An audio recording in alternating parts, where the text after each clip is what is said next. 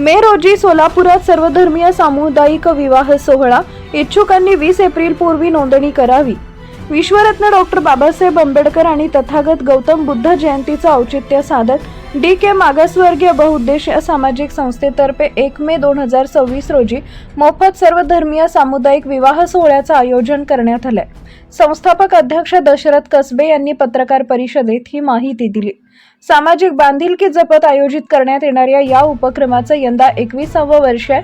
सोलापुरातील मुकुंदनगर येथील काडादी हायस्कूल इथं हा विवाह सोहळा पार पडणार आहे। या सोहळ्यात सहभागी होणाऱ्या वधूवरांना कपडे, मणी, मंगळसूत्र, जोडवे तसेच संसार उपयोगी साहित्य देण्यात येणार आहे। इच्छुक वधूवरांनी 1 एप्रिल ते 20 एप्रिल दरम्यान आपली नोंदणी करावी असं आवाहन करण्यात आलंय। अधिक माहितीसाठी नगरसेवक गौतम कसबे, उत्तम कसबे, धीरज माने आणि शशिकांत शिरसट यांच्याशी संपर्क साधण्याचं आवाहन आयोजकांनी केले।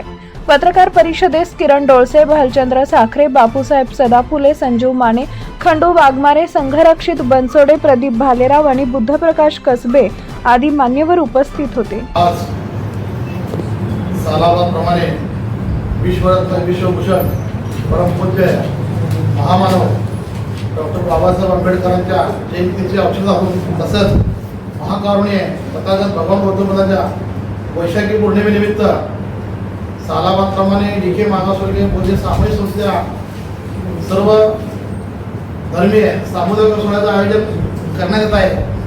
त्या प्रेस नोटला प्रमुख उपस्थित म्हणून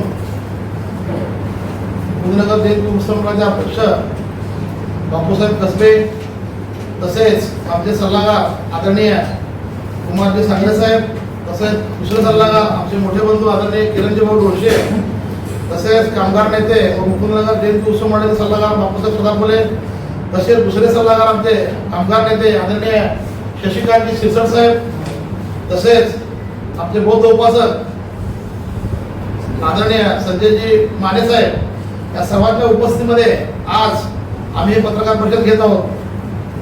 आणि तसेच माझे लहान भाऊ तुमच्या सर्वांच्या आशीर्वादाने जे नगरसेवक झाले असे गौतमजी कसबे, कारण तुमच्या सर्वांचा आशीर्वाद काय म्हणतो की आम्ही गेले 21 वर्ष सर्व धर्म सामुदायिक सोहळा करतो व सामाजिक कार्य करतो। आपल्या न्यूजच्या माध्यमातून आपण आपल्या प्रसाराच्या माध्यमातून आमचे सामाजिक कार्य दाखवलं आणि भारतीय जनता पार्टीला त्याची दखल घ्यावी लागली आणि माझ्या लहान भावाला तुमच्या पत्रकार बंधूंच्या आशीर्वादाने आज महानगरपालिकेमध्ये तो नगरसेवक पण गेलेला आहे।